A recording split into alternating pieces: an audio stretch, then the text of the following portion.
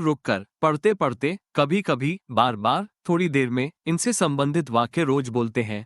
Hi guys, कैसे हो आप? उम्मीद करता हूँ आप बहुत अच्छे होंगे। आज की क्लास हमारी इन वाले सेंटेंस की होगी। यदि यह क्लास शुरू से एंड तक बिना स्किप किए देखा तो इनसे संबंधित वाक्य की इंग्लिश बनाना बहुत ही आसानी से सीख जाओगे। तो बिना समय गवाएं वीडियो शुरू करते हैं। वो पढ़ते पढ़ते सो गया।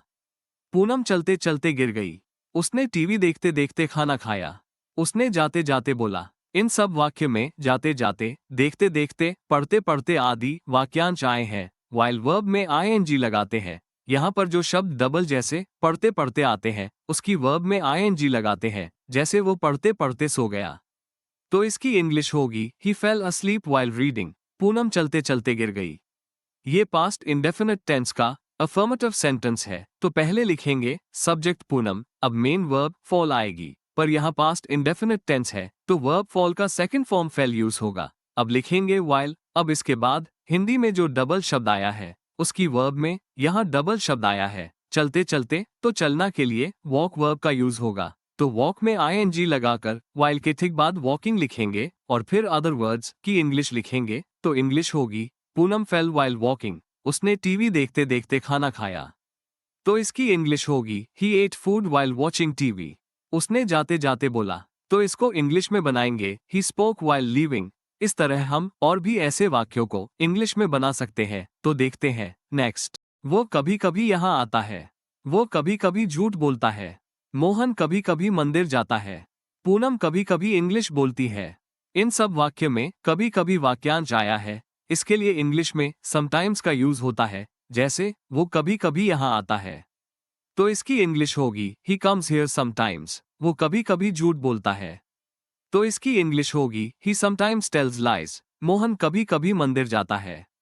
तो इसको इंग्लिश में बनाएंगे Mohan sometimes goes to the temple. Poonam कभी कभी इंग्लिश बोलती है।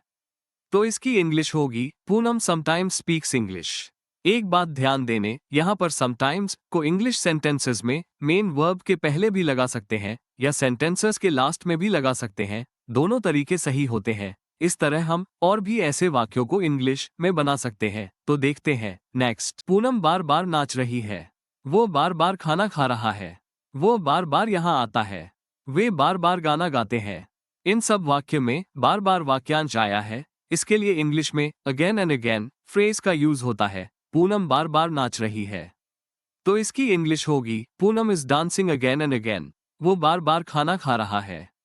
तो इसको इंग्लिश में बनाएंगे he is eating again and again. वो बार बार यहाँ आता है। तो इसकी इंग्लिश होगी he comes here again and again. वे बार बार गाना गाते हैं। तो इसको इंग्लिश में बनाएंगे they sing again and again. इस तरह हम और भी ऐसे वाक्यों को इंग्लिश में आसानी से बना सकते हैं। तो देखते हैं नेक्स्ट। मैं थोड़ी देर में खाना खाऊंगा। पूनम थोड़ी देर में नाचेगी। थोड़ी देर में ट्रेन आएगी। थोड़ी देर में मैं आ रहा हूँ। इन सब वाक्य में थोड़ी देर में वाक्यांश आया है। इसके लिए इंग्लिश में इन अ लिटिल वाइल का यूज होता है, जैसे मैं थोड़ी देर में खाना खाऊंगा। तो इसकी इंग्लिश होगी I will eat in a little while. Poonam थोड़ी देर में नाचेगी। तो इसको इंग्लिश में बनाएंगे Poonam will dance in a little while. थोड़ी देर में ट्रेन आएगी। तो इसकी इंग्लिश होगी the train will come in a little while. थोड़ी देर में मैं आ रहा हूँ। तो इसको इंग्लिश में बनाएंगे I am coming in a little while. तो इस तरह हम और भी ऐसे वाक्यों को इंग्लिश में बना सकते हैं। तो देखते हैं नेक्स्ट। वह रुक रुक कर नाचती है। मोहन रुक रुक कर बोलता है। वह रुक रुक कर खाना खा रहा है। वे रुक रुक कर पढ़ाई करते हैं। इन सब वाक्य में रुक रुक कर वाक्यांश आया है। इसके लिए इंग्लिश में विद पॉजेस का यूज होता है, जैसे वो रुक रुक कर नाचती है। ये प्रेजेंट इंडेफिनिट टेंस का अफर्मेटिव सेंटेंस है। जब भी इस टेंस की इंग्लिश बनाते हैं तो थर्ड पर्सन यानी he, she, it, any name के साथ मेन वर्ब में S, E S, I E S. तो इसकी इंग्लिश होगी she dances with poses. Verb की पांचों फॉर्म बनाने की वीडियो की लिंक डिस्क्रिप्शन बॉक्स में है। इस वीडियो के बाद वर्ब फॉर्म की वीडियो जरूर देखना। वर्ब फॉर्म को बहुत अच्छे से समझाया गया है। मोहन रुक रुक कर बोलता है। तो इसकी इंग्लिश होगी मोहन स्पीक्स विद पॉजेस। वो रुक रुक कर खाना खा रहा है। तो इसको इंग्लिश में बनाएंगे he is eating with pauses. वे रुक रुक कर पढ़ाई करते हैं। तो इसकी इंग्लिश होगी दे स्टडी विद पॉजेस। इस तरह हम और भी ऐसे वाक्यों को इंग्लिश में बना सकते हैं। वह रुक रुक कर खाना खाता है। इसकी इंग्लिश कमेंट बॉक्स में बनाएंगे। अब ये क्लास यहीं समाप्त होती है। यदि इस क्लास में आपको कोई कंफ्यूजन हो या मन में कोई क्वेश्चन हो तो कमेंट बॉक्स में कमेंट करें। Please support me.